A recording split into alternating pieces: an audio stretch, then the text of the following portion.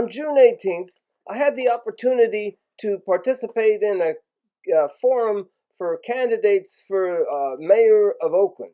The forum was put on by Moms4housing, which is a group that got its start by occupying a vacant house in West Oakland. Here are some of the replies and comments that I gave. This was my opening statement. Sisters and brothers, a couple of years ago, Moms4housing continued the great tradition of Oakland when they occupied a vacant house in West Oakland. And today, residents in East Oakland are doing something similar by occupying Parker Elementary School. From the Black Lives Matter movement to workers when we go on strike, that's what brings real change. And that's what my campaign is about. To encourage and help working class people, which includes the unemployed, to organize and fight for ourselves. And I've been involved in such struggles ever since my participation in the civil rights movement in the 1960s. Now, on the issue of homelessness, we know that this is a national problem and is directly related to poverty, unemployment, and racism. And we need a national movement based on working class people to reverse the direction of our country, but it has to start somewhere, and why not in Oakland, with all its proud traditions?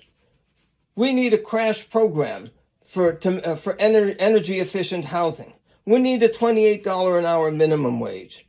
On the issue of homelessness, I have to say that there's nobody who really supports the low-income people and the homeless who supports the Howard Street Terminal boondoggle.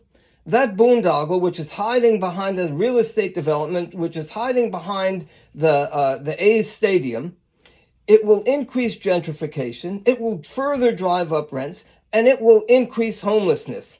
And rather than spending what will amount to over $1 billion of city money for that boondoggle, we should spend that to build real, decent, pleasant housing for the people in Oakland.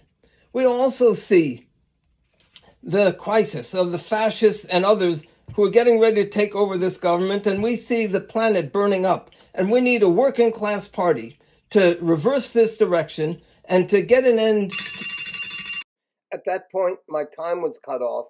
I'd wanted to make a point about socialism. In my next comment, I was asked to respond to the question about equitable housing. The whole issue of housing for the market, for the private market, and for profit has been a complete disaster. And there's no way to make it equitable. There's no way to end discrimination, whether it be against women, whether it be against LGBTQ people, or whether it be against people of color. There's no way to end that as long as the housing is owned privately and run for profit. And so we need, first of all, we need a crash program to build public housing, which would be controlled and managed by the residents and the workers themselves, and would be for the benefit of the people, not for the private profit of a few billionaires like John Fisher. That's the first thing. We also need to build a movement of the tenants and workers themselves to ensure that this sort of discrimination where there is privately owned housing, that this discrimination comes to a halt. And finally, we need a $28 an hour minimum wage here in Oakland, which would make affordable the average rent for a one-bedroom apartment. And to those who say that that can't be afforded, I say that if the system can't afford that sort of wage, then we cannot afford the system. And we need to build a movement around all of those things, starting here in Oakland and nationwide. This is not a campaign for vote for me and I'll set you free. My campaign is one to build that sort of movement of working class people to make this country start to function for the benefit of us, the working class majority. Thank you. Here are my concluding remarks. You know, we simply have to drop our tunnel vision. And all the discussion that we have about this, that, or the other problem here in Oakland, we cannot understand it, And we cannot propose any realistic solution without seeing it in the greater context.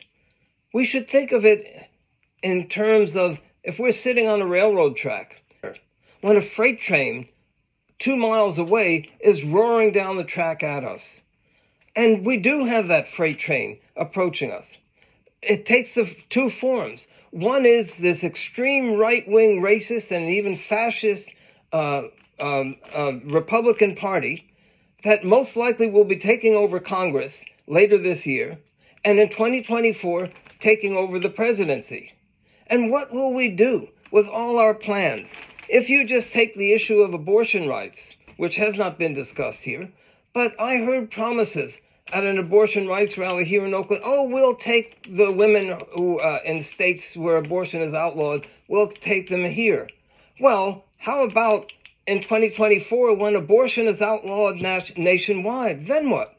Well, it'll be outlawed for poor and working class women. The rich will always find a way. So we have to look at that wider political picture. Now, there's the other freight train that's roaring down the track, and that is the issue of global climate disaster. And it's not just a matter of the air we had to breathe in the wild due to the wildfires a few years ago.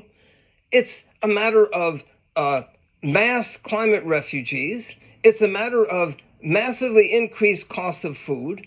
And unless we have a plan for how to reverse that, so we need a working class party and we need socialism.